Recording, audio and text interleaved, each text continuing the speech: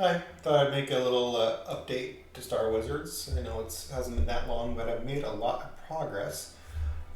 So I thought I'd show it off. I've added this new menu here, which is your inventory. This is an actual inventory that you have. It doesn't add or subtract anything from it yet, but you have 10,000.5 fuel. You have 100 fighters, and so now. You also here on the jump window, which is where you click on when you click on a spot that isn't your base. You now get the name of the star if you've clicked on a star, and you get the distance that your ship is from it. And now I have the warp button working. So when you click on warp, your ship is going to move. And one of the problems I was having with the graphics was they were kind of jumpy, like it wasn't smooth. All the movement wasn't always smooth, and so to fix that, you can see this thing right here. This is just kind of temporary, but it's what I'm using to keep track. This is all the things that the background does, and how long it takes it for it to do it. So right now the bottleneck is that when the matrix renderer draws the view. That's different than the background renderer. The background renderer is doing the star field in the back, and so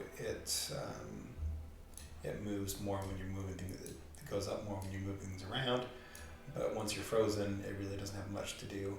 And this guy is drawing all the stuff in the foreground, so all these planets and stuff, and so that's why it's taking the longest. And then there's just some other stuff it does, calculating the tile data, so it's trying to figure out which tiles are in view, and so it calculates this tile, the top left hand corner tile and the bottom hand corner tile, and that's how it figures out what all the tiles are in the middle.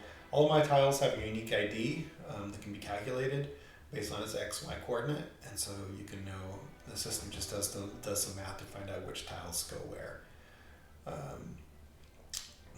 Tile animations, some animation stuff. There's not a lot of animations going on, although these tiles are animated, so that's going on in the tile animator.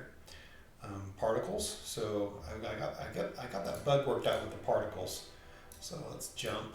So you can now see they're all moving smoothly. It's even this guy here, and I'm not sure exactly what the problem was, why that one wasn't moving smoothly before, but I kind of changed the way that my back end does its math on the particles.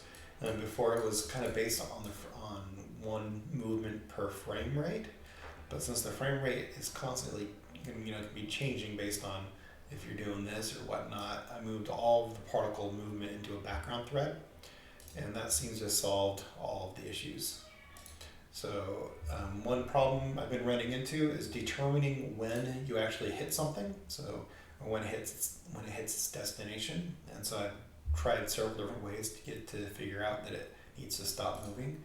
And I finally decided on, and I think there's still some problems with the solution, but what I'm doing right now is I'm getting a target that it's moving towards, and I'm calculating the distance to the target. And every time it calculates the distance, and so you can see the distance calculation right here. So we're 59.9 pixels, which would probably be light years in the game, but 59.9 pixels away. Warp, and we can see that it's changing. So it's not going to negative there, and that's a bug I need to work on. It goes into negative because it's thinking about the top left hand corner of the base and not the center of the base, and so I need to do some work to make it always thinking about the center. But anyway, so you go here, you can see the distance and warp, and now we can watch the distance changing. So every time we move, we're updating this whole window. And so we can warp in now, and we can jump in now, and so that's working. I'm pretty happy with those changes. Still a long ways to go, but progress.